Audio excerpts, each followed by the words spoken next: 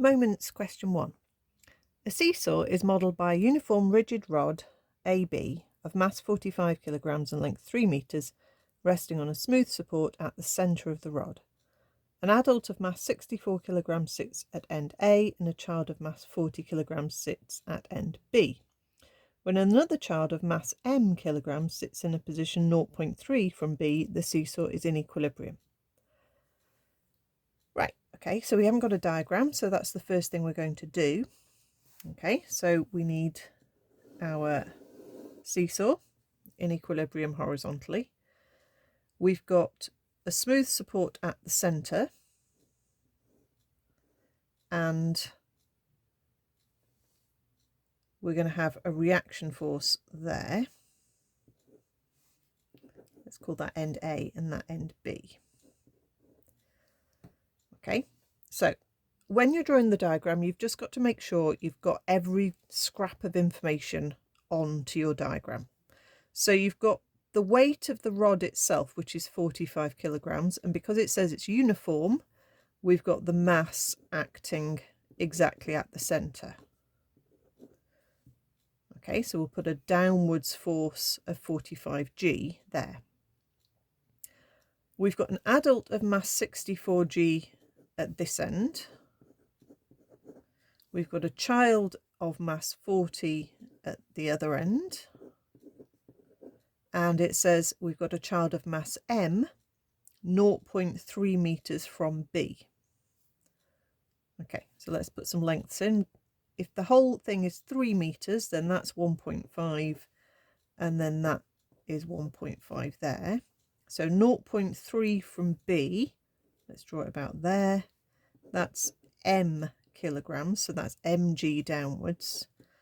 That's 0.3 and that's 1.2. Okay, so we've got everything onto our diagram.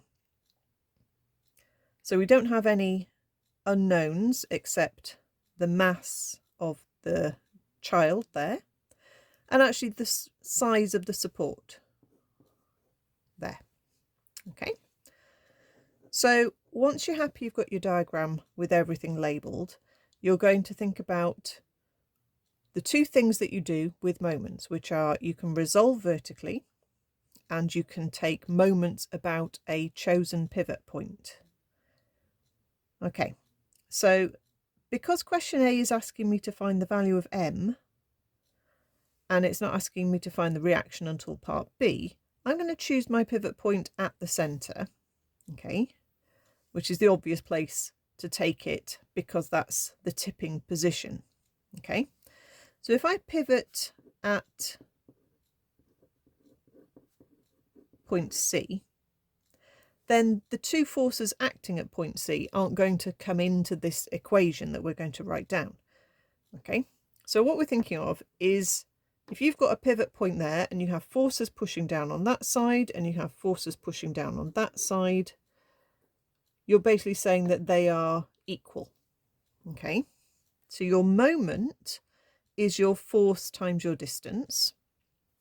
So we're going to say on the left hand side we've got 64G multiplied by a distance of 1.5, and balancing that we've got mg times a distance of 1.2 and 40G times a distance of 1.5. So these distances are distances from the pivot. So M is 1.2 away and 40 is 1.5 away. Okay, so I don't need to include the 45 and I don't need to include the R because they are zero distance. Okay, and now we just need to work this out. We can actually cancel the G out, but if you're happier, put it in as 9.8.